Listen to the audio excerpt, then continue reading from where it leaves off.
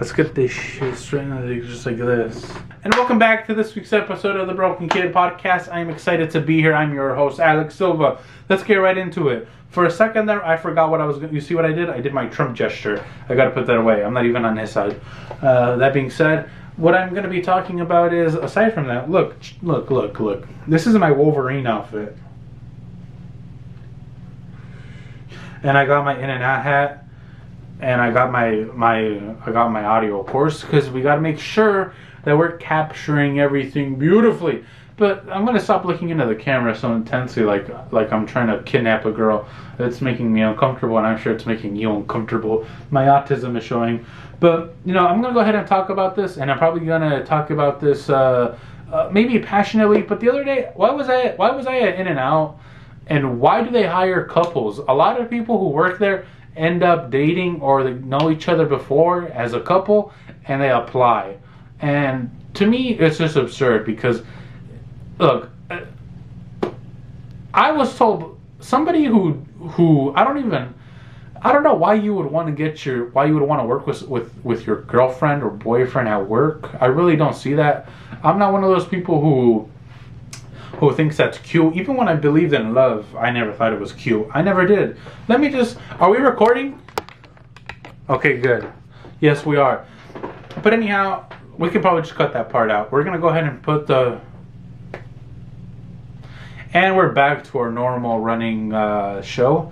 That being said, I was never one of those people who thought, let's go ahead and do some of this. Let's go ahead and do the whole notion of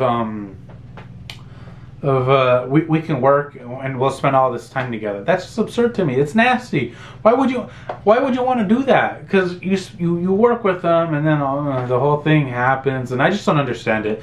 But I go to In-N-Out regularly, and there's a couple there that is like the most generically beautiful couple, and I mean that in kind of like the worst and the best way possible, because the girl looks like the girl who would bake cookies for you at a family function and bring them to you, like to everyone. I'm not the one dating her, but I'm saying like the couple would bring them, and she would be the one who had baked them and brings them to this get together. And she's like, "Look at these cookies that I baked you," and they have this like cute terrier dog, and it's just too much to me.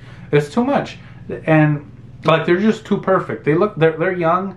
And it looks like they're gonna get their own apartment in a year or so, and they're gonna have like 2 SUVs, and they're just gonna be there for each other, and there's gonna be no level of edginess. It's gonna be too much. They're gonna be like a porn couple on Pornhub that does the no face porn videos. To me, those are annoying because come on, like are you a butterface? But to me, that just makes me mad. Secondly, here's what I'm gonna say. It is confusing because, look, I was talking to this girl, and because I know they're in a relationship, and so here's the other thing. On that same I don't know why they work together, because these couples shouldn't work together because it's just so awkward. Nobody wants it, and there's only so many times that you can get ran through before you start to become just like a sloppy second. Now, what I am gonna say is, I'm pretty... Look, I went in one day and she pretty much kind of said, "You eating these soggy ass fries?"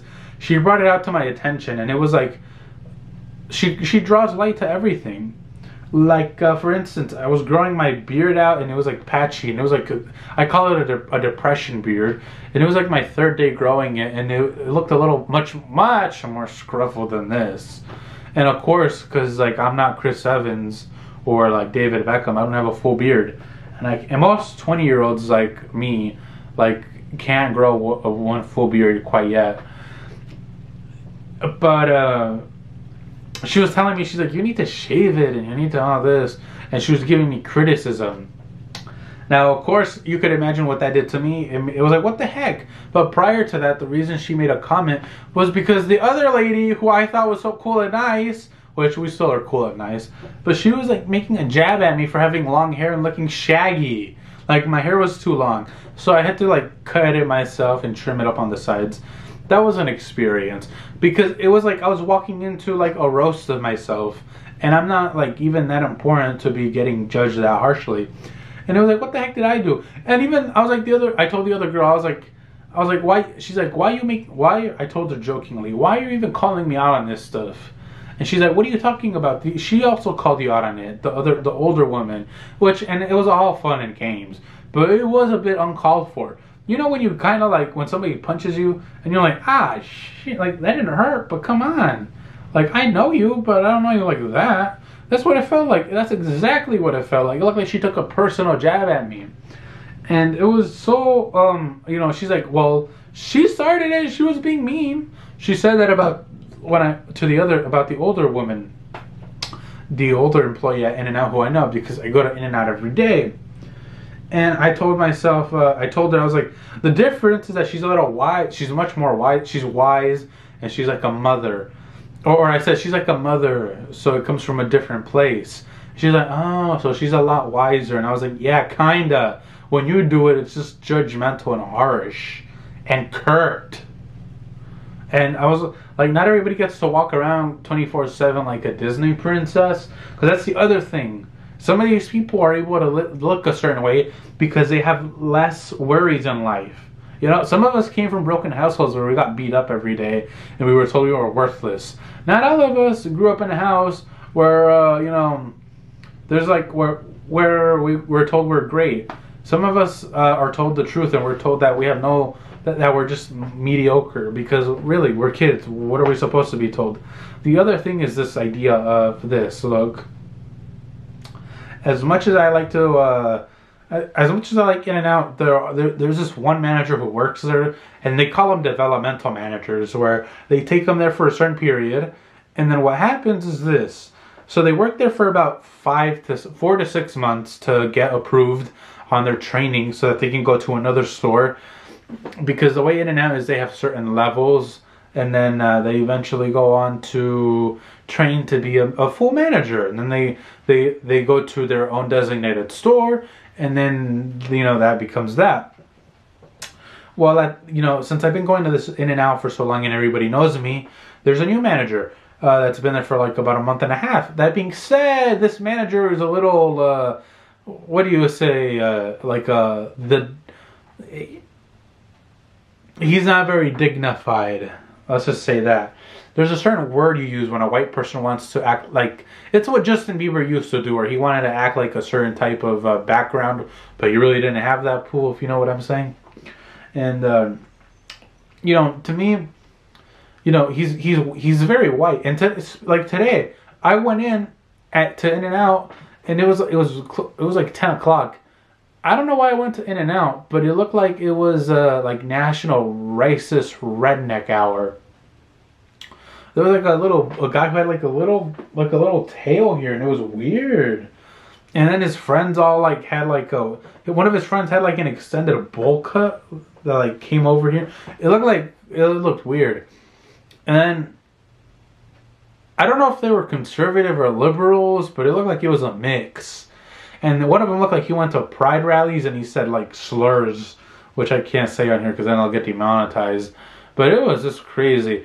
But what I'm saying is, this manager, like, what at night when the rail manager, who I know is cool and he does a great job at running, he runs a tight ship. He's like the Gordon Ramsay. When he's there, it's great.